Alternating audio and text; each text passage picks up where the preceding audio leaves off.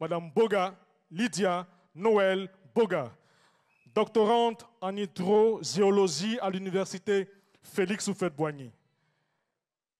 Son thème, conception de systèmes de mobilisation des ressources en eau pour la résilience des aménagements agro-pastoraux à la saison sèche dans les zones arides et semi-arides, cas des régions du Poro et du Thiologo au nord de la Côte d'Ivoire. Que faut-il savoir de notre chère candidate? D'après Lydia, il est essentiel de ne pas uniformiser les langues dans un contexte de mondialisation, mais de favoriser leur coexistence. Elle considère qu'en respectant et en préservant chaque langue, on garantit la transmission des savoirs, des identités et des patrimoines culturels.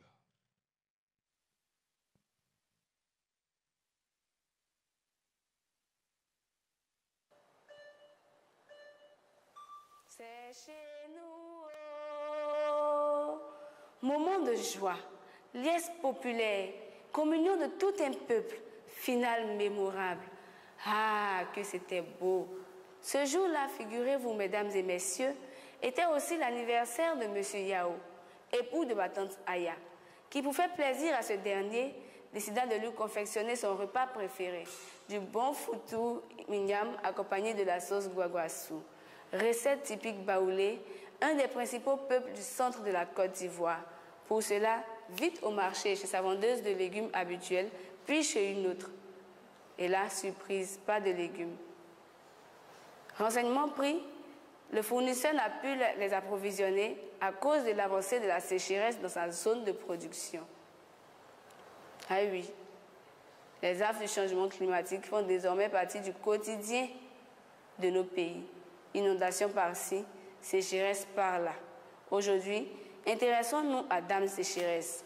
Elle débarque sans prévenir, s'installe où elle veut et s'attaque à nos précieuses ressources en eau, rendant l'agriculture de plus en plus difficile et même l'élevage.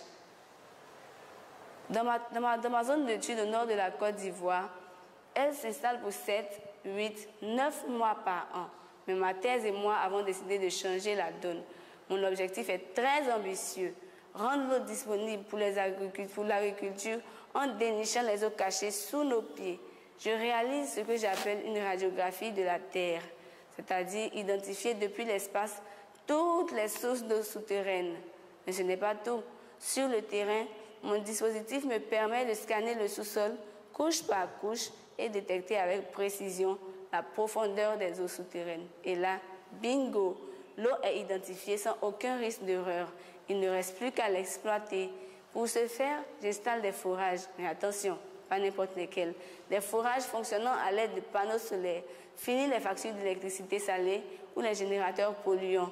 C'est propre, abordable et ça marche, enfin, tant que le soleil ne nous facture pas ses rayons.